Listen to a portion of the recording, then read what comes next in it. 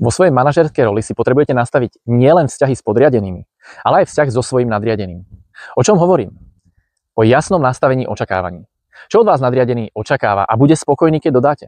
Aké máte ciele? Vymedzenie právomocí. Kde chce nadriadený, aby ste konali samostatne a kde chce byť súčasťou rozhodovania? V ktorých oblastiach máte plnú autonómiu a kde musíte čakať na schválenie? Poskytnutie zdrojov. Aké zdroje potrebujete, ak máte dodávať a plniť nastavené očakávania?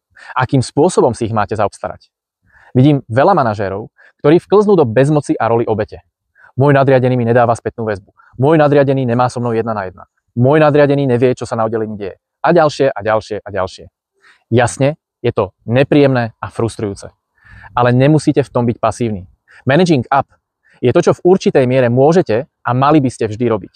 Pýtajte si pravidelný čas so svojím nadriadeným. Zdôrazňujte, že pre svoj rozvoj a zapojenie potrebujete 1 na 1. Vyjasňujte si očakávanie predtým, než na niečo kývnete. Čím skôr vo vzťahu so svojím nadriadením začnete byť aktívni, tým lepšie.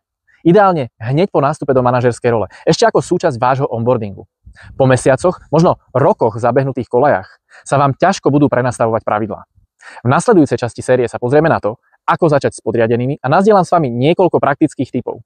Ak vás zaujíma viac zo sveta leadershipu, prihláste sa do odberu nášho newsletteru.